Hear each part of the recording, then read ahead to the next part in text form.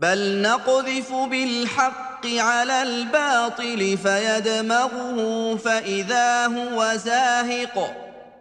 ولكم الويل مما تصفون.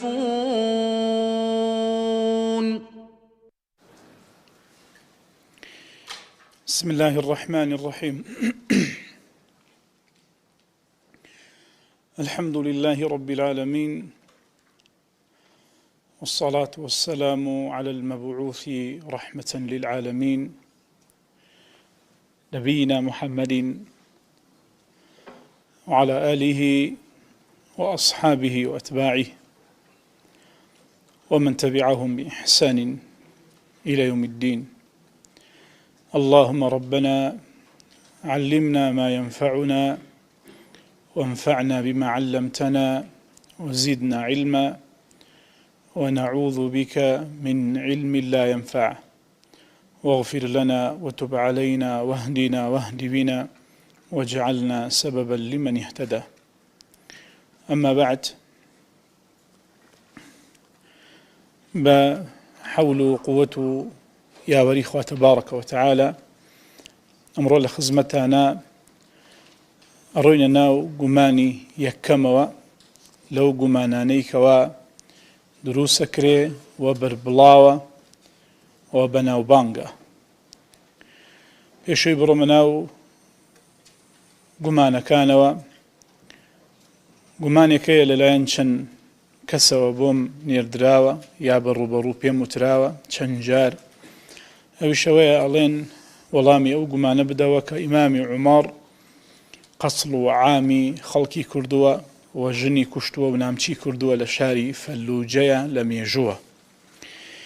ئێمە دەرسی یەکەم باسی کۆمەڵێ ئوسوڵ و بنەمامان کرد بۆ وەڵامدانەوەی شوبهە و گومان. جا ئەم شوبهە ئەو ئوسوڵ و بنەمایانی لەسەر تەطبیقەکەی. بەو کەسانە ئەڵێین کە ئەو گومانیان بۆ من ناردووە یا بە پێوتن پێیان وتوم دلیلمان بۆ بێنن لەسەر ئەو ڕووداوەی کە باسیەکی. ئەگەر دلیلتان نەهێنا بەڵگەیە لەسەرەوەی کە درۆیە و درۆژ ماڵی فەقیرە، هەموو کەسێ پێی دەوێرێ. ئەگەریش بەڵگەتان هێنا ئەوە وعدە لەسەر من ئینشاء الله هەفتەی داهاتوو لێرە وەڵامیە دەینەوە. گومانی یەکەم و من لە بەرەوەی گومانەکان خۆتان نەزانن، یعنی ئیلحادی لێ دەرکە گومان لەسەر یعنی ئەو گومانانەی لەلایەن مولحیدەکانەوە دروستەکرێ، هیچ بابەتێک نییە بەقەی مێژوو شوبهە و گومانی تیا دروست کرابێ. بۆیە گومانەکان زۆرن و هەروەها بەربڵاویشن. ئێستا هەنێک گومان هەیە لە هەنێک بابەتە هەموو کەس نەیبیستووە، بەڵام ئەو گومانانەی لەسەر مێژوو دروستەکرێ و ئەزانم هەمووتان گەورە و گچکەتان بەرگوێی کەوتووە. بۆیە من هەموو ئەوانەی لێرە نووسیمە ناتوانم بێڵێم. خلاصەکەیتان پێ دەڵێم، ئەگەر پەروەردگار تەبارەکە وتەعالە ئاسانی کرد ئینشاء الله دوجار بە درێژتر لەوەی کە وتومانە ئەخرێتە بەردەستان وەکو چۆن ئەوەی هەفتەی پێشوو خرا بەردەستان خلاصە و پوختەکەی. جا بۆی ئەوەی دێڵێم هەر ئەوە نییە، بەڵکو مەسادر و سەرچاوە بە لاپەڕە بە تەبعا بەوە هەمووی باس کراوە و وردەکارێکی خراوەتە ڕوو. باتم بسم لەوەیە بە کورتی بەسەری ئەڕۆین بە پێی توانە. شوبهە یەکەم ئەڵێ مێژووی ئیسلام پڕێتی لە کەلێن.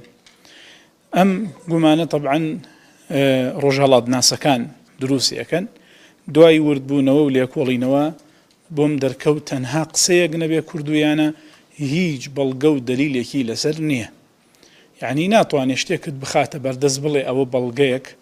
ئەوە حەقیقەت و ڕاستیەک لەسەرەوەی کە مێژووی ئیسلام مێژوویەکە کەلێنی تێدا زۆرە، بەڵکو زیاتر سەرنجامی حقد و ڕق و کینەیە نەک سەرنجامی خوێندنەوە و دیراسەکردن. سەرنجامی حقد و ڕق و کینەیە نەک سەرنجامی بەحس و لێکۆڵینەوە و دیراسەکردن. ئەگەر نا ئەتوانین بڵێین مێژووی ئیسلام مترابطترین پەیوەستترین مێژووە لە مێژووی مرۆڤایەتیە، مێژووی هیچ شارستانێتی هیچ ئاینێ هیچ میلەتێک نابینی بەقەی مێژووی ئیسلام و مێژووی مسلمانان بێکەلێن و بێکە لەبەر بێ و بێکەم و کورتی تر بێت ئەگەر بێت و بەراوردکەی لەو کەلێن و کەلە بەرانەی لە مێژووە لە ناو گەلانە هەیە ئیسلام لە هەمووی زیاتر بێکە لەبەرترە بێکەلێنترە وەک لە ئەوانی تر جا لەبەر ئەوەی زیاتر لە حقدەوە سەر چاوی گورتووە و هیچ دلیلێک ڕۆژەڵات ناسەکانم بینی دلیل لەسەری ناخەنە ڕوو درێژەی پێنادەم ئەوەندە نەبێ بزانن کە ئەوانەی گومان لەسەر مێژوو دروستەکەن لە سەر مێژووی ئیسلام بە تایبەت مەبەسمە سێ تائیفەیەکەن تائیفەی یەکەمیان بریتێ لە شوعیەکان کە کاتی خۆی دەوری گەورەیان هەبوو ئەمڕۆ لاواز بوون و لە جیهانە ئێستا لە کۆریای باکوور و لە سین چین یعنی و هەنێک وڵاتە شوعیەت پیاداکەن ئەگەرنا ئەو دەورە گەورەی ئەوسایی نەماوە ئەگەرچی لەم دوایانەوە خەریکە دووبارە شوعیەت خەریکە سەر هەڵدات و کۆمەڵی دووەمیان بریتە لە عەلمانی کە لەم وڵاتی خۆمان عەلمانیان پێوترێ لە هەنێ وڵاتی ترە لیبرالیان پێوترێ ئەگەرچی فەرقێکەیە لە بینی عەلمانیەت و لیبرالیەتە ئەلموهیم لە ڕووی بەکارهێنانی خەڵکەوە لەو دوو وڵاتانە و هاوشێوەکانیان کە باسم کرد فەرق ناکەن لە بینیانە ئەمە کۆمەڵی دووەمیان کۆمەڵی سێمیشیان بریتێ لە ڕۆژهەڵات ناسەکان و ئیتر هەر کەسێکی تری دژی ئیسلام بێ پەیوەستە بەمانەوە و لە ژێر چەتری ئەمانەوە هێرشە کاتە سەر ئیسلام بۆ ناشرینکردنی مێژووی ئیسلام ئەم سێ کۆمەڵەش ئیتر دلیلیان دەستکەوێ یا بوختان بکەن یا هەر شێوازێک بێ کەم تەرخەمی ناکەن لە ناشرینکردنی مێژووی ئیسلام ئەم گومانە بێبەڵگەش ئەم شوبهە بێبەڵگەش یەکێکە لە خەرمانی گومانەکانی ئەوان شوبهەی دووەم ئەڵێن سنەتی پێغەمبەری خوا عەلەیهی سەڵات وسەلام درەنگ نووسراوەتەوە کە درەنگیش نووسراوەتەوە دوو گومان لەم بارەوە ئەخەنە ڕوو یەکەمیان ئەڵێن درەنگ نووسینەوەی بۆتە هۆکاری زایەبوونی کە درەنگ نووسراوەتەوە بۆتە هۆکاری زایەبوونی چونکە دەرئەساسی حفظ و لەبەرکردن اعتیمادیان بۆ لەسەری ئینسانی شتێکی لەبەرکرد لە بیری ئەڕوا دوای فترەیەک مادام یەکسەر نەیەنووسیوەتەوە کەواتە سنەت نەنووسینەوە لە سەردەمی خۆی و ئێعتیمادکردن و پشبەستن بە تەنها لەبەرکردن بۆ تەمایی زایەبوونی یەرحەموک الله دووەمیان هەل لەگەڵ ئەم شوبهە هەردووکیان تێکەڵەکەم ئەڵێن ئەسڵەن نووسینەوەی بیدعەیە چونکە لە سەردەم پێغەمبەر عەلەیهی سەڵات وسەلام نەنووسراوەتەوە بیدعەکە نەک بە مصطلحەکەی تر بۆ مصطلحی کە شتێکی زیادەیە لە ئیسلامە ئەم نووسینەوەیە ئەسڵەن نەبووە ئەم گومانە ڕەبتێکی توند و تۆڵی بە مێژووە هەیە و لەبەرەوەی لە دەرسی سنەتە ئەوها بە سەراچوونێکی بەڕێزانە تێپەڕێنراوە لێرە بە درێژتر بە حەول و قووەتی خوا ئەچینە خزمەتی ئەم گومانە ئەمە گومانی ڕۆژهەڵات ناسەکانە سەرەتا وەکوتم ناینە سەیر وەڵامی فەڵان کەس وای وتووە نە ئەمانە ئەسڵێکیان هەیەکێن ڕۆژهەڵات ناسەکانن ئەوان ئەم گومانیان دروست کردووە ئێمەش لە جوابی ئەم گومانە چ دەڵێن یەکەم ئەڵێن بۆچی ئەم گومانە دروستەکەن بۆ ئەوەی ئیمانی خەڵک بە حەدیسی پێغەمبەری خوا عەلەیهی سەڵات وسەلام لاوازکەن و نەیهێڵن دوو ئەڵێن ئەگەر ئەم دەردی موسڵمانان بێ و ئەوان حەدیسیان درەنگ نووسی بێتەوە ئەی باشە چ بە خۆیان دەڵێن خۆیان دوای چەندێک ڕێنمایەکانی پێغەمبەرەکەی خۆیانیان نووسیوەتەوە دوای چەندێک تەورات نووسراوەتەوە دوای چەندێک ئنجیل نووسراوەتەوە دوای فترەیەکی زۆر بۆیە ئەوەی ئێمەی پێ عیبدارەکەن عیبەکە بە گەورەتر و فراوانتر و ناشرینتر لە خۆیانە موجودە کە دوای ڕوونیەکەین ئینشاءالله تەعالا بەو شێوازەنی ئەوان دەیڵێن بەس ئەگەر گریمان واش بێ زیاتر بەسەر خۆیانە تەطبیقە بێ خاڵێکی تر ئەڵێن ئایا ئەم قسەی خۆیان ڕازین پێی هەموو زانستێک درەنگتر نووسراوە لە وەختی خۆی نەنووسرا بێتەوە ئیتر زەربی لێ سفر بکرێ و شەقێکی تێڵ بدرێ ڕازی نابن خاڵێکی تر ئەڵێن ئەسڵی عیلم لە لای موسڵمانان بەدەم و لەبەرکردنە نەک نووسین و لە کاغەز نووسینەوە. ئەمش ئەمان باتۆ سەر خاڵێکی گرنگ ئاماژەی پێ بکەم زۆربەی کێشەی ئینسانی مولحیدەکان و یا لە دین ناشارەزاکان کە ڕەخنە لە دینەگرن لە ڕوحی ئیسلام حاڵی نەبوون، لە دەقەکان نەکۆڵیونەتەوە. بۆ نمونە ڕووداوێکی تاریخی هەیە نایخەنە ناو چوارچێوەی ڕووداوەکە، نەسێکمان هەیە نایخەنە ناو چوارچێوەی نەسەکە. فاقتلوا المشركين فاضربوا فوق الأعناق واضربوهم كل بنان. ها قرآن فرمي وقاتلوا المشركين كافة. وكون والله نصد بوه هنا بس بي أم نصب خيتنا وشوار شوي آياتك همو جمانك بوه مداته وتوا هيجي إشكال ناميني بلام تشدك لا سياق بابلين بكردي بكينا شوار شوي رسته لا شوار شوي رسته كدري أكات الدروا كدري كرد دروا أوسا واتايكي بو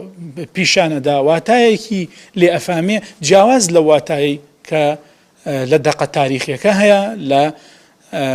قرآن هەیە لە حەدیث هەیە واتایەکی جیاواز و پێچەوانی بۆ دروستەکە. جا بۆیە ئەڵێین ئەگەر سەیری موسڵمانان کەی ئەسڵی علم لایەن لە بەرکردن بووە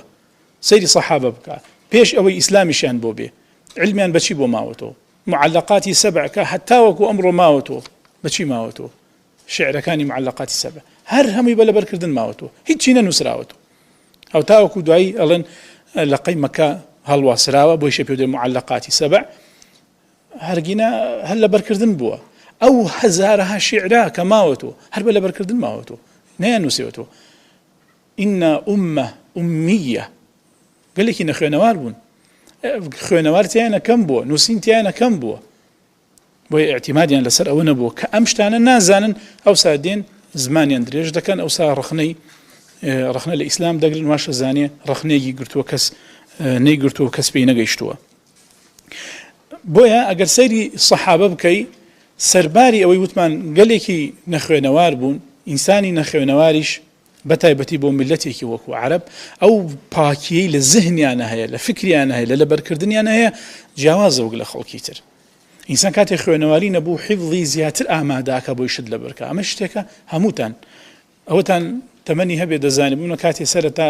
ئەم تەلەفۆنە ئەرزیەکە دروست بوو لە دوای 2000ەوە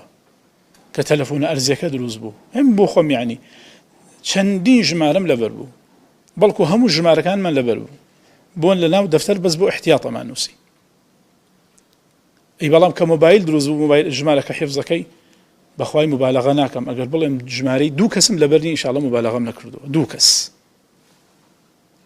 بۆ لەبەرەوەی اعتیمادم کردە سەر نووسین کە اعتیمادم کردە سەر نووسین ئەوسا وازم لە بەرکردنی هێنا اعتیماد ناکەمە سەر لە بەرکردن بەڵام کە نوەرەقەم نەبوو لە بەردەسە نووسین نەبوو اعتیمادەکەمە سەر زهنی خۆم. جاوتمان سەیری حاڵی عەرەبکەی بە وازحی ئەوەیان تێدا دەبینی هەروەها بوونی دافع پاڵنەر لە پشتی سەحابەوە کە پێیان وا بۆ ئەو حەدیثانە دینە بۆیان پارێزەری ئیمانیانە پارێزەری ئەخلاقیانە پارێزەری دواڕۆژیانە ژیانیانە دنیایانە بۆیە وای کردووە زیاتر حەدیثەکان بپارێزن نەضەر الله ئیمڕەئەن پێغەمبەری خوا دوعای کردووە ئەی خوا ڕووی ئەوە گەشکە کە حەدیثەکانە بیسێ و ئەیگەیەنێ ئەم حەدیثانە پاڵنەر بوون کە سەحابە حەدیثەکان جوان وەرگرن ئەوسا خاڵێکی تر کە زۆر گرنگە و ڕەبتی بەو قسەی پێشوومەوە هەبوو سەیر نەکردنەوەی پێغەمبەری خوا حەدیثی چۆن فەرمووە وازانێت چۆن ئێستا ئێمە قساکەین ڕز لە دوایی ڕز قسە ڕیزەکەین و بێەوە یەک قسە دووبارەکەینەوە من لە سەرەتای 2 قسەم دووبارە کردەوە بەس کە کەوتە بیرم کاتمان کەمە وازم هێناوەتە بە پەلە قسە دەکەم چکە کاتەکەمان کەمە. پێغەمبەری خوا صلی الله علیه و سلم قسەی نەکردو علیه الصلاة والسلام لە صحیح بوخاری و غیرە بات حتی سلام کردن جارە بۆ 3 جار سلامی دووبارە کردوتەوە قسە کردن فەرمێ کاتێک قسەیە کرد عایشە دەفەرمێ رضی الله عنها حیثەکە صحیحە فەرمێ کە قسەی دەکرد 3 جار دووبارەیە کردەوە وەکو ئێوە قسەی نییە کرد تاوەکو خەڵک قسەکانی لێ تێ بگەن لێ حاڵی بن کەواتە پێغەمبەر عەلەیهی سەڵات وسەلام چەند جار قسەی دووبارە کردەوە سەحابە لە بەریان کردووە لە مێشکیان چەسپاوە. هەروەها نووسینەوەی حەدیثیش بەو نەوعانی ئێوە گومانە بن لە دینە نووسینەوە نەبێ و نووسینەوە ئەسڵی نییە نەخێر وحی خواییە نون والقلم والقلم سوێنە خوا بە قەڵەم لە قورئان سوێن بە قەڵەم خوراوە والقلم وما يسطرون درێژترین ئاەتی قورئان چه ئاەتێکە ئاەتی قەرز ئاەتی قەرز باسی چ دەکا بەشی زۆری باسی نووسینەوەی قەرزەکە. يا أيها الذين آمنوا إذا تداينتم بدين إلى أجل مسمى فاكتبوه أمرك فاكتبوه فعلي أمري نوسينا يعني فرمي بنوسن قرزك بنوسنوا باشان باسي چەندین وردەکاری نووسینەوەکە کە چۆن بێ چۆن نەبێ باسی نووسینەکە کەواتە نووسینەوە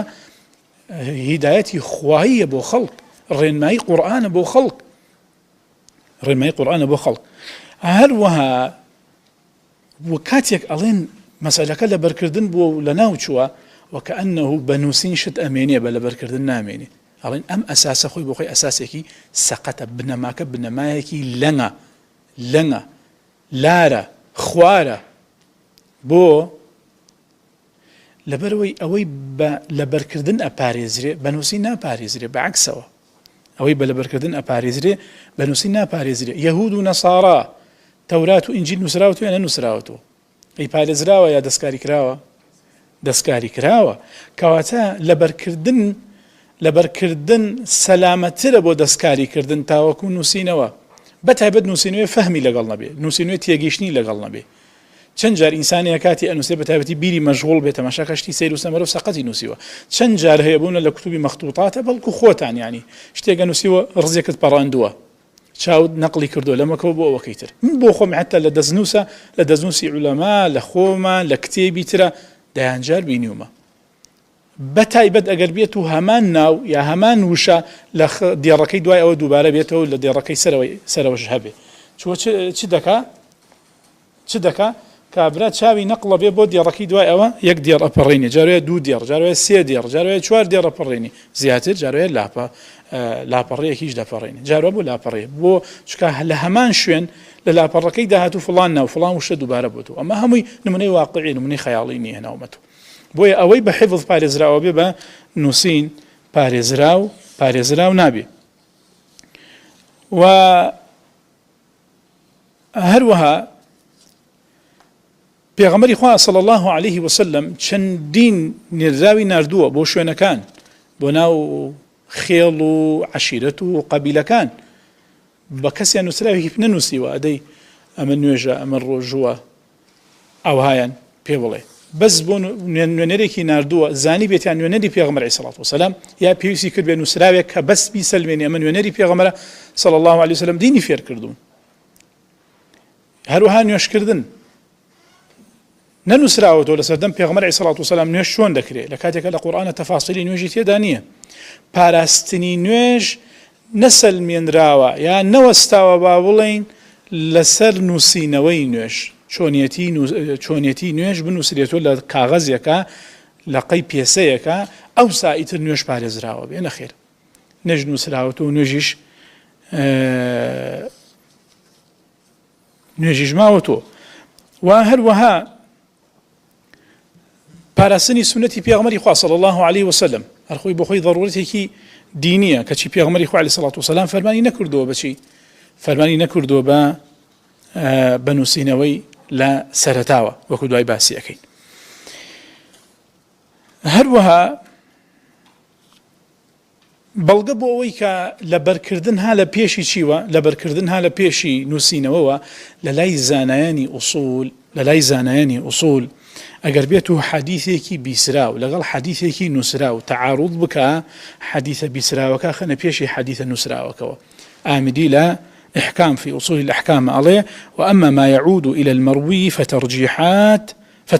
الأول أن تكون رواية أحد الخبرين عن سماع من النبي صلى الله عليه وسلم والرواية الأخرى عن كتاب فرواية السماع أولى رواية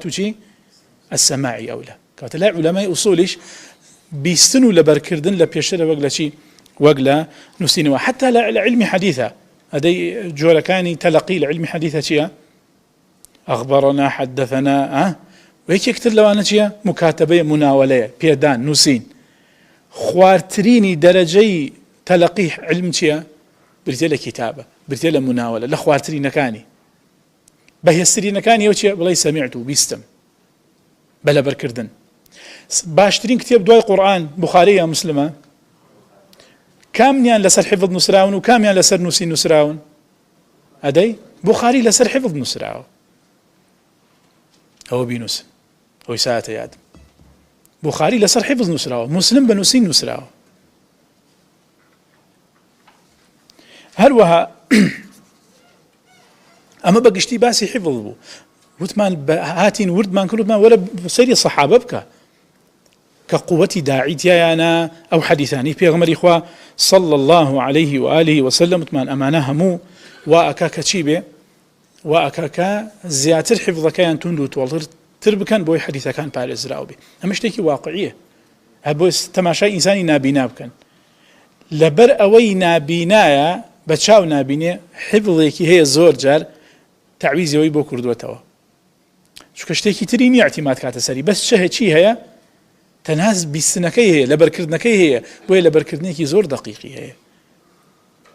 ئەوەیشی لە نەخوێنەوارەکەی بینی زۆر جار لە حفظ و لەبەرکردن لە خوێنەوارەکە نابینی. بۆ لەم ڕۆژانە خاوەن سوپەرمارکێتێکی گەورە و ئەوە هاتە لام وتی مامەسا بەناو سوپەرمارکێتەکەمە بگەڕێم بێ وەرەقە و قەڵەم بەس تەماشای دوکانەکە بکەم، ئاوا بڕۆم لەم سەرۆ لەو سەرۆ بێمەوە ئەڕۆمە دوکانی تاجرەکە هەرچیمان نوقسان بێ بێنووسین هەمووی دێنم. ئەوان خوێنەوارن و ئەشگەڕێن و شاگردیشن لە دوکانەکە بە وەرەقەی ژەی نووسن هێشتیان لەبیرە ڕوە. ئەوە نمونەیەک تازە هاتە بیرم لەم چەند ڕۆژە یەکێک لە خاوەن دوکانەکان بۆی گەڕامەوە. جا بۆیە ئەوانەی ڕەخنە ئەگرن لە دین، ئەمە داوای منە لێیان وەرن لە دین حاڵی بن، لە دین شارەزا بن، دوای حەزەکەی باسی هەر بابەتی ئەڵەی باسەکەین وەیەک ئەگەر کرا. بەڵام ئێوە لە دین، لە ڕوحی دین، لە وردەکاری دین نازانن، حەدیثێک نایخەنە سیاق و نایخەنە چوارچێوەکەی خۆیەوە، بۆی ئەو سادێن مناقەشە و مجادلە دەکەن. و سەبارەت بەوەی ئەڵێن سەحابەکان حەدیثیان نەگەڕاوەتەوە لە پێغەمبەر عەلەیهی سەڵات وسەلام، ترساون حەدیث بگێڕنەوە، ئەمە ژوای کردووە حەدیث زایە بێت. ئەڵێن بەو شێوازە نییە. هەنێک لە سەحابە هەبووە ترساوە لە گێڕانەوەی حەدیث، بەڵام ئەوە قاعیدەیەکی کولی و گشتی نەبووە هەمویان وابن. بۆنە لەوانی کە ترساوە و باسەکە ڕدی زیاتر ملحیدینە بە ئاماژە بکەم بە خاڵێکی گرنگ. ئەبوو نوعیمی ئەصبهانی ئەو ئەصفهانی لە معریفەت الصحابە حەدیثێک دێنێ لە یەکێک لە سەحابە کوردیەکانەوە، سەحابەی کوردی، کاتە سەحابەمانەیە کورد بێیانە سەحابەمانەیە کورد بێ. حەدیثێکێنێ ئەڵێ لەبارەی یەکێک لە سەحابەکانەوە کە باوکی مەیمونی کوردیە، مەیمون یعنی بەرەکەتدار، نەک یعنی مەیمونە کوردیەکە کە خەڵک ئەڵێن مەیمون، قرد. مەیمون یعنی بەرەکەتدار، لە باوکی مەیمونی کوردیەوە وقيل اسمه جابان، أشلا ناوي جابان بوا أو ضله. حدثنا سليمان بن أحمد حدثنا محمد بن علي ابن زيد الصائغ حدثنا أحمد بن عمر العلاف الرازي قال حدثنا أبو سعيد مولى بني هاشم عن أبي خلدة قال سمعت ميمونا الكردي وهو عند مالك بن دينار. همتان مالك كل دينار تان بيستوى إيكا لعباد وخواناس بخاص الحاوكان علماء قوركاني بيشيناني شاكمان. الله مالك كل دينار وتي مال الشيخ لا يحدث عن أبيه هو بو أم شيخة ما بس ميمونة كري جابان كالصحابي بيغمر عليه الصلاة والسلام. الله وتي بوتي حديد لباوكي ناقريتوا فإن أباك قد أدرك النبي صلى الله عليه وسلم. هو باوكت قشتوة خزمتي بيغمر عليه الصلاة والسلام. كواتا كرد كانش هاول يعني كرد كانش هاول يعني شون بلال حبشية شون صهيب الرومي أجرشي لقبكي أجر ناو الرومكان بو بديل جيرا وأنا بلان بيوتي صهيب الرومي شون سلماني فارسي بو أميان فارسي كي حقيقي بو أوها ياريش معناها كرد بو أو بو يوامتا بو بزانا إيوا بشتان أرواتو سر بيغمر عليه الصلاة والسلام إسلامتي لناو ميجوي كرد الرقو ريشي داكتاوا أمر زور قريكيانو كرد لإسلام كانوا هزار ڕێگە جاری زەردەشتی دێنن جارێ نازام چ دێنن بەس بۆی کورد لە ئیسلام داڕنن ناوەڵڵاهی پشتمان هانا و پشتی پێغەمبەر عەلەیهی سەڵات وسەلام پشتمان هانا و هاوڵان و یارانی پێغەمبەر و سەرخەرانی پێغەمبەر عەلەیهی سەڵات وسەلام جا سەیری تەقوای جابانی کوردی بکەن ئەفەرمێ رەحمەت الله عەلەیه وسمع منه حديثي لێ بیستووە الله ميمونوتي كان أبي لا يحدثنا عن النبي صلى الله عليه وسلم بابا كردي بيلم الله يتي باوكم حديث لا بيغمري خوا ناقرت ولا ترسي أوي زياد وكم بك وهو فرمي لا بيغمر بيستوى عليه الصلاة والسلام فرميتي هركسي حديث لي بقيرت وزياد وكم بك أو باشوني خوي لا أجريد وزخوش بك متعمدا سنجي متعمدا بدن تابتيوانيك بيباور نقمان دروسك فنبقى أنقص ويزورك للصحابة زور بي صحابة حديثا لا بيغمر قراءته عليه الصلاة والسلام فنكذا بأنقص ذروبك نك حديثك بس سهوا بون من سهويك بك أو شوي بردقار بتشندين يا ساورسك علماء دهنا ئەوشی لە حەدیثەکانی پێغەمبەرەکەی پاراستووە ئەو هەڵانە بەسەر مسلمانانە بڕوە. بەڵام وەلاکین ئەو حەدیثکم بحەدیث، بەڵام حەدیثێکتان بۆ گێڕمەوە کە لێم بیستووە نەجارێک و نەدوان و نەسیان لە پێغەمبەری بیستووە عەلەیهی سەڵات وسەلام گێڕایەتیوە فەرموویەتی تا کۆتایی حەدیثەکە. جا ئەڵێن سەحابە ترساون لە گێڕانەوەی حەدیث، ئەمە بۆ تەمایەوەی حەدیث لە ناو بچێ. ئەڵێن ئەمە قاعیدەیەکی گشتی نییە، هەندێک لە سەحابە وایان کردووە، ئەگینە زۆربە، ناڵێم زۆرێکی، زۆربەی سەحابە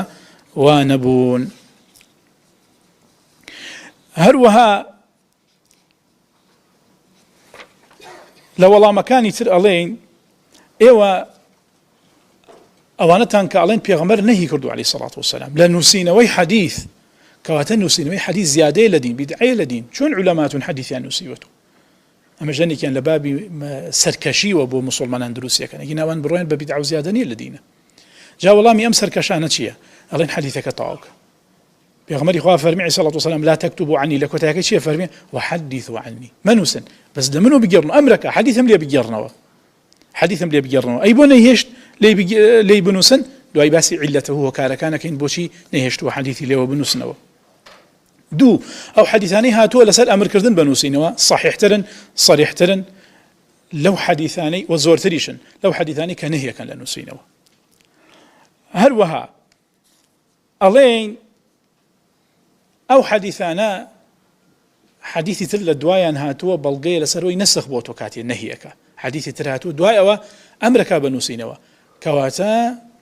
نەهیکردن لە نووسینەوە نەسخ بۆ تۆ پێشتر وا فەرمانی کردووە بۆی تێکەڵی قورئان نەبێت دوای هۆکارەکان باسەکەین، کە ئەو مەترسیە نەما فەرمانی کرد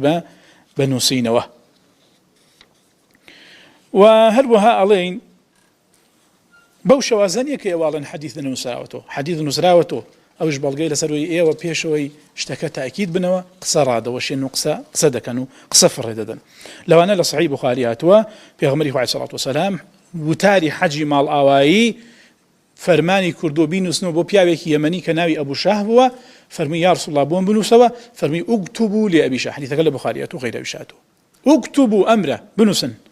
بینووسنەوە بۆ ئەبوو شاه. هەروە لە بوخاری هاتووە لە سەرەمەرگە وتوێتی بڕۆن کتێبێک بێنن ئیتونی بکیتابین، شتێکم بۆ بێنن تا لەسەری شتێکتان بۆ بنووسم کە دوای خۆم گومڕانە بن. هەروەها لە بوخاری هاتووە ئەفەرمی ئەبوو هورەیرە فەرموویەتی هیچ کەسێ بەقەی من حەدیثی لە پێغەمبەر نەبیستووە عەمری کوڕی عاص نەبێ ئەو ئەی نووسی من نەمەنووسی، هیچ کەس لە هاوڵانی پێغەمبەری خوا عەلەیهی سەڵات وسەلام لە من زیاتر حەدیثی لەو نەگێڕاوەتەوە لێوە نەبیستووە عەمر نەبێ ئەو دەینووسی و من نەمەنووسیەوە، کەواتە حەدیث نووسراوەتەوە یانە حديث نووسراوەتەوە زۆر واضحە، کەواتە بەو شێوازەنی ئەوان دەیڵێن. هەروەها لە بوخاری هاتووە سبحان الله مژی لە بوخاریە، لە بوخاری هاتووە کە عەلی رضی الله عنه نووسراوێکی بۆ کۆمەڵی حەدیثی لە پێغەمبەری خوا تیا نووسیوەتەوە. هەروەها ئەمە ئینشاءالله هەمووی بە نەس و بە ژمارە و هەمووی دێتە بەردەستان بە حەول و قووەتی خوا. هەروەها حەدیثێکی تر عەمری کوڕی عاص ئەو عەبدوڵڵای کوڕی عەمر هەموو شتێکی لە پێغەمبەر ببیستیایە عەلەیهی سەڵات وسەلام دەینووسیەوە. قڕەژوتیان پێغەمبەری خوا مرۆڤە، لەو چێشتانێک بڵێ تۆ هەموو شتێک دەنووسیەوە، ئەڵێ چوو بەلای پێغەمبەر عەلەیهی سەڵات وسەلام، ڕەسوولی خوا فەرمی عەلەیهی سەڵات وسەلام ئوکتب فوالذی نفسی بيده ما يخرج منه إلا حق، بنووسەوە قەسەم بەوەی نفسی منی بەدەستە حەق نەبێ لەو زارەم نایەتە دەر، بنووسەوە ئوکتب، کەواتە نووسراوەتەوە یانە نووسراوەتەوە. هەروەها شتی ترمانێ نووسراوەتەوە، دەستوری مەدینە کە بە حەول و قووەتی خوا ئەڕۆمە سەر شوبهەیەکی سەرەکی لە ئەستانی شوبهە سەرەکیەکە، وەڵامی ئەو شوبهەش دەدەمەوە کە دەستوری مەدینە هەنێک گەڵێن دەستوری مەدینە نییە، دەستوری مەدینە نووسراوەتەوە لە بینی پێغەمبەر عەلەیهی سەڵات وسەلام لەگەڵ ئەنسارەکان لەگەڵ جوولەکەکانە. هەروەها نووسراوێکە بۆ نووسراوی سەعدی کوڕی عوبادەیان پێوتووە، هەروەها نووسراوێکە بۆ پێیان وتووە الصحیفە الصادقە کە هی عەبدوڵڵای کوڕی عەمری کوڕی عاص بۆ ئەوەی کە باسمان کرد. هەروەها صحیفەیەک بۆ نووسراوێک بۆ پێیان وتووە نووسراوەکەی جابری کوڕی عەبدوڵڵا، نووسراوێکە بۆ پێیان وتووە نووسراوەکەی عەلی کوڕی ئەبی طالب ئەوەی کە باسمان کرد. هەروەها ئەو نامانەی پێغەمبەری خوا عەلەیهی سەڵات وسەلام کە بۆ پاشا و دەسەڵاتدارەکان ناردوویەتی، ناوی 22 دەسەڵاتدارم نووسیوە، ناویان نایەنم کاتەکەم با نەڕوا، لەگەڵ زۆربەی دەقی نامەکان کە لە سیرە هاتووە هەر هەمووی نووسراو بووە 22 دانە، ئەوە کاتەکەم بوار نادە بەداخەوە، بەڵام ئینشاءالله دێتە بەردەستان بە حەول و قووەتی خوا. هەروەها ئەو پەیمانانەی کە لەگەڵ دەوروبەرەکەی خۆی بەستوێتی هەمووی نووسراونەتەوە. هەروەها کۆمەڵی ئاثاری ترمانەیە لە سەحابەوە بەڵگەی لەسەرەوەی نووسیویانەتەوە ئیتر چ لە سەردەمی پێغەمبەر بەعەلەیهی سەڵات وسەلام چ لە دوای سەردەمی پێغەمبەر صلى الله عليه وآله وسلم أي بوشي بيغمري عليه الصلاة والسلام أمريكا حديثي ليو ننسنوا لبرسي سيه وكار والله أعلم هو كاري يكم بو أوي قرآن بارزراو بيو حديث تيكالي قرآن نبيت ولا يكتر جياب ابنه دواي حديث بنوسنو شانك حديثي بيغمر عليه الصلاة والسلام تيكالي قرآن بي أمش للروايتك ورد زور واضحة كأفرمي أكتاب مع كتاب الله نسرايك بنوسينوا لقل قرآن يعني بو مضاهاة ومشابهة يسار سرنج بدن يعني كوتا مديتا بردستان يكتان وازيها ولا نوسين كم ترخميك إلا نوسين بويا ضلنيام حفظكشي إهماليك أقول الله دواي يا لبري تسجيلك دواي قويلة دقرم دي فرضا تسجيل نكري وفرضا دواي قريما نيتا بردستان دوايا حفظك تانوكو يقوايا ضلنيا بالنخير كواتان بيغمري عليه الصلاة والسلام لبروا فرماني كر خالي دوم بوي مشغولي حديث نبنو قرآن بشقوية بخان لمش خطيب بغدادي بأشكراء أفرمي بيغمري عليه الصلاة والسلام بوي نهي كر حديث بنو سنوا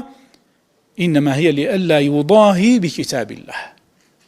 بوي هاوشوي قرآن نبي أو يشغل عن القرآن سواه يا سرقالي عنك لبروي سرقالي قرآن من سرقالي حديث بيغمر بن صلى الله عليه وسلم سيمشد نبوني أدواتي آسان أو آلتانيك بين نسريت ولا سردم بيغمر عليه الصلاة والسلام آسان نبو لسر بشتي حيوان ولا سر بيسا وشتان النسيبيانته وين نسين هروا آسان نبو قرسي ولا نسينوا والله دواء أو نسينوا آسان تربو وكو بيشو نبو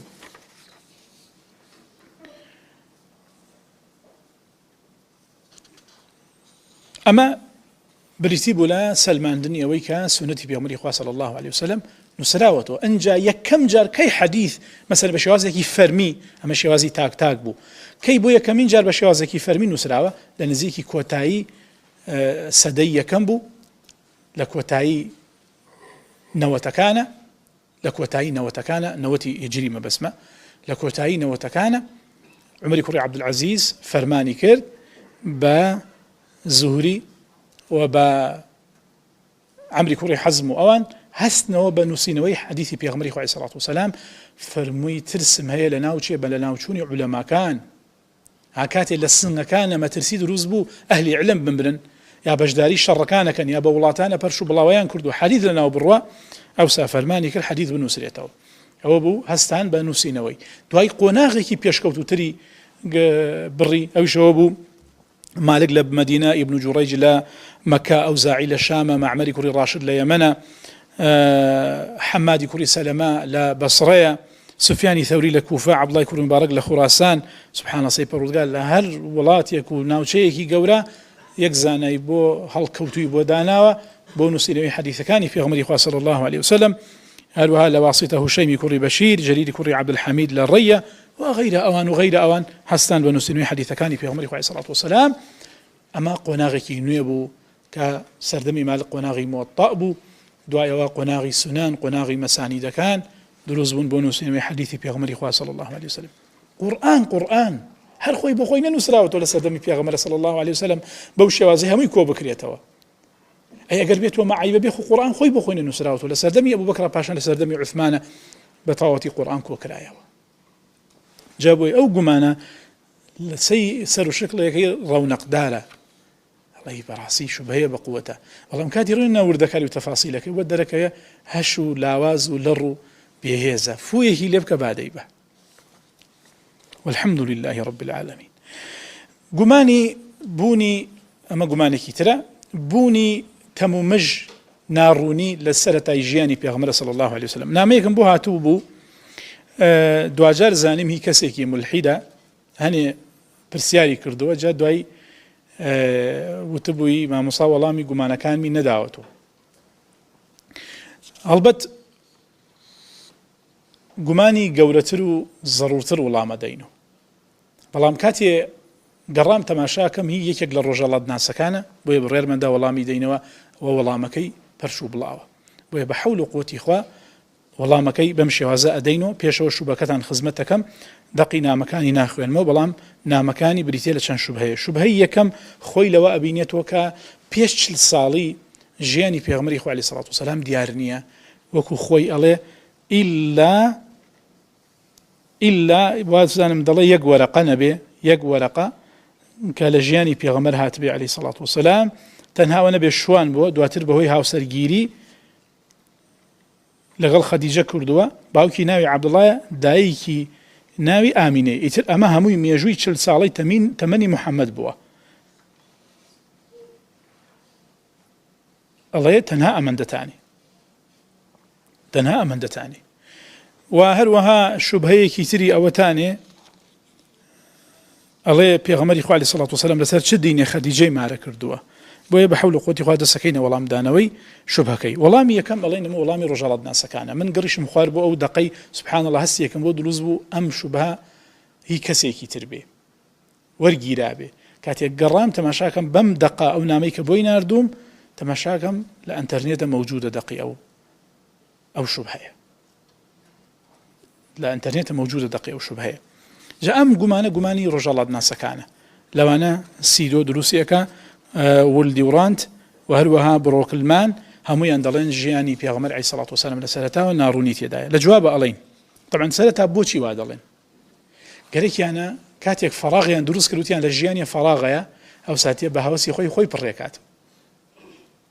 ئاگاتان لەو خاڵە بەیانی بۆچی ئەڵێ فەراغەیە بۆی خۆی بێ پڕیکاتەوە بە هەوەسی خۆی بۆی بێ ئیستنتاجیکە و من سبحان الله لە ژێر زبان یەکێک لە ڕۆژهەڵات ناسەکان ئەوم خوێندەوە تەماشای ئەم قسە بکەن کە یەکێک لە ڕۆژهەڵات ناسەکانە ئەڵێ مادام ناڕوونی هەیە لە ژیانیە کەواتە ئێستا با دەستکەینە ئیستنتاج بزین ئەو ناڕوونیە چییە یعنی با دەستکەینە پڕکردنەوەی ئەم بۆشاییە کەواتە بۆشایی دروستەکەن تا خۆیان پڕی بکەنەوە بۆشایی دروستەکەن تاوەکو خۆیان پڕی بکەنەوە یەکەم لە جوابە ئەڵێن کام بەشەی ژیانی پێغەمبەری خوا عەلەیهی سەڵات وسەلام ناڕوونە پێمان بڵێن دەستخەنە سەری تا بۆتانی ڕوونکەین و دوو یەک دلیلتان پێنیە لەسەر ئەم بانگەشە و ئیدعایەتن کە ڕەبتی بە قسەی پێشوم وایە مێژوو واقعی تاریخی ئیسلمینێکە ئێوە ناڕاستن و ڕاستگۆنی لەو بانگەشەتان هەروەها ئەڵێن طبعا لە گومانەکەشیان ئەوە ئەڵێن لە قورئانە باسی سیرەی محەممەدی تیان نییە یەکێک لە ڕۆژهەڵات ناسەکانم بینی وا دەڵێ ئەڵێ ئیلا سورەی زوحای لێ دەرکا لەوە زیاتر باسی سیرەی محەممەدی تێدا نییە جا یەکێک لە جوابەکانمان ئەڵێن قورئان کتێبێکی مێژووی نییە بێ باسی چ بکە باسی ژیانی پێغەمبەری خوا بکە عەلەیهی سەڵات وسەلام و تاریخی ڕەسوولی خوا بەباس بکە خاڵێکی تر ئەم وەڵامە ئەتوانن بۆ زۆر گومانی مولحیدەکان ئیسفادەی لێ بکەن ڕێک وەڵامەکە عەکسکەنەوە کە دەڵێ بۆ لە قورئان نەهاتووە باش ئەوە قورئان نیوەی ژیانی پێغەمبەر بوو ئەوسا چیان دەخواستی ئەمە قورئان هاتە هیدایەت خەڵکدایە باسی ژیان محەممەدمان بۆ بکە ئەگەر واش بووایە هەر ڕخنیان دەگرت بۆ یەکێک ڕۆژێک پێوتم باشە لە قورئانە بۆ زەمیری نێر بەکارێنێ بۆ خواڵێ هووە ناڵێ هیە واللهی هیە بەکار باتەیە ئەویت بۆ ئەڵێ هیە بۆ ناڵێ هووە یعنی هەر پرسیارێک ئەکا فقط بریتە لە سەرکەشی عینادی بەرامبەر بەخوا و بە ئیسلام و پێغەمبەری خوا دواتر لە عیلمەوە سەرچاوە ناگرێ بابەتی بوون ئەکادیمی بوون وەری بێ بە دیدێکی زانستیوە وەرە با مناقەشە بکەین نا حقد و ڕق ئینسانی ئەکادیمیش نابێت لە پشتی حقد و ڕقەوە پرسیار دروستکە ئەبێت لە پشتی بابەتی بوونەوە پرسیار بۆ وروژێنێ و دروستیکە و گەڵاڵیکە هەروەها ئەڵێن قورئان سجلی ئەحوال شخصی نییە باسی هەنێ تەفاسیلی ژیانی لەدایک بوون و ئەوانەی پێغەمبەری خوا بکە عەلەیهی سەڵات وسەلام بەڵام سەرباری ئەوەشە لە سیرەیە هەموو ئەوانەی کە ئێوە ئەڵێن تێیدانە بە حەمد و فەزڵی خوا هەمووی تێدا باس کراوە بە حەمد و فەزڵی خوا هەمووی تێدا باس کراوە هەروەها ئەڵێن یەکێک لە ڕۆژهەڵات ناسەکان جۆن کە جۆنی ناوە کتێبێکی نووسیوە ناوی اعتذار من محمد والقرآن لم كتب عليه جماني تيدانية دقة كرديكي بأيكما كردي وري جرمبوتان على جماني تيدانية لو كساني كفتح ولاتان ينكردو لو كساني كشرع دانربون لو كساني كجوربون يا سايان دارشتوا يكسيا نابيني وردكاري جياني همي رون كرابيتو بتواوتي بجواني بريكي بقي أم كسي كناي محمد کەسیان حاڵوباری ژیانیان بەقەی محەممەد ڕوونیە صلی الله عليه وسلم. ئەمە شایەتی خۆیانە، ئەمە شایەتی خۆیانە. بڕۆین سەیری کتابی مێژوو نووسەکان بکەن، هەیە لە مێژوو نووسان یەک مجلد، هەیەنە 2 مجلدی بەس تەرخان کولە بۆ ژیانی پێغمبەری خوا عەلەیهی سەڵات وەسەلام، هەیە 3 مجلد، هەیە 5 مجلد باسی ژیانی پێغمبەری خواکە. لەم 5 مجلدە جارەیە مجلدێکی بریتە لە پێش 40 ساڵان، هەیەنە 400 لاپەڕە 300 لاپەڕی بریتە لە پێش 40 ساڵان. هەروەها پاشاکان دەسەڵاتدارەکان گەورەکان دوو ژیانیانەیە، ژیانی تایبەت و ژیانی گشتی. پێغمبەری خوا عەلەیهی سەڵات وەسەلام ژیانی تایبەتیشی زانراوە نەگەر ژیانی گشتی، ژیانی تایبەتیشی زانراوە نەگەر ژیانی گشتی. واللهی لام وایە مبالغە نەبێ بڵێم ئەوەی خەڵک لەسەر ژیانی تایبەتی پێغمبەری خوا ئیزانن، واللهی هەنێک کەس لەسەر باوکی خۆی نەیزانی، واللهی هەنێک کەس لەسەر باوکی خۆی نەیزانی. کوێی ژیانی تانگەرەکە بۆتانی ڕوونکەینەوە، بەس پێمان بڵێن تا بۆتانی ڕوونکەین. بەڵام پرسیار دروستکردنی بێبەڵگە ئاسانە، درۆژ هەژارە و هەموو کەس پێی دەوێرێ. و هەروەها دێنە سەر تەفاسیل، ئەڵێن کاتەکە تەواو بوو، ئەگەر بەخێرا بەسەر هەنێک لەوانە بڕۆم کە گرنگە ئاماژەی پێ بکەم، ئەو ژۆتانی ئەڵێن کوێی ناڕوونە لاتان نەسەبی بەخوا نەسەبی هەتاوەکو عەدنان بە سەنەدی صحیح و جێ ئیجماع هەموو مێژوو نووسان هاتووە، لە عەدنان و تا ئیبراهیم هاتووە، بەخوا لە ئیبراهیم و تا نوح و تا ئادەمیش هاتووە نەسەبی. کوێیتان لا ناڕوونە؟ تا ئادەم ئەسڵی مرۆڤایەتی نەسەبی لە سیرەی هاتووە. و من منهەجم هەیە کاتێ لەو قسانی کە دەیکەم بۆ نەوتم لە مێژوو هاتووە، وتم لە سیرە هاتووە. زانایان وا دەڵێن هەموو ئەمانە لە منهەجی منە، لە وتار لە دەرسم لە کتێبم معنای خۆی هەیە، بۆیە ئێستا ناچمە سەر ئەو منهەجم لەو بارەوە. هەروەها خێزانەکەی معروف نییە، لاپەڕەیەک و دوان و دا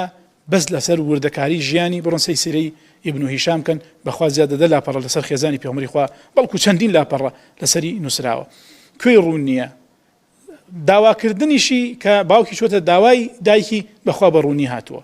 کوێی ڕوونیە؟ ئەو کاتێک کە دایکی دووگیانە بێ پێوە ڕوونیە کە حەملەکەی لە سیرە هاتووە، ئەڵێ حەملەکەی سووک بووە، و حتا خەوبینینەکەی باسی خەوبینینی خۆیمان بۆ کە لە کاتی ئەوەی دووگیان بووە، خەوەکەیشیمان بۆ باس کراوە. کوێی ناڕوونە پێمان بڵێن. و کاتێ لە دایکە بێ کوێی ناڕوونەوەی کە خەوە بینێ کۆشەکانی شام ڕووناکە بنەوە. کوێی ناڕوونە کە ئەوەی کە ساڵی لەدایک بوونی کە بە کۆدەنگی هەموو مێژوونووسان لە ساڵی فیلە لەدایک بووە. لێرش گومانەکەیە وەڵامی دەینەوە، بەڵام کاتەکەم تەواو بوو لە دەرسی داهاتوە بە حەول و قووەتی خوا ئەڕۆمە سەری ئەویشکە بریتێ لە گومانێکی زمنی. گومانە زمنیەکە چییە؟ ساڵی لەدایکبوونی پێغمبەری خوا. هەنێک لە ڕۆژهەڵات ناسەکان ئەڵێن ساڵی لەدایکبوونی دیاری کراو نییە، مادام دیاری نەکراوە ئەوە عیبەیە و نابێ محەممەد و پێغەمبەر ئیدعای پێغەمبەر بکە ساڵی لەدایکبوونی دیار نبێ. سبحانك اللهم وبحمدك أشهد أن لا إله إلا أنت أستغفرك وأتوب إليك. بل نقذف بالحق على الباطل فيدمغه فإذا هو زاهق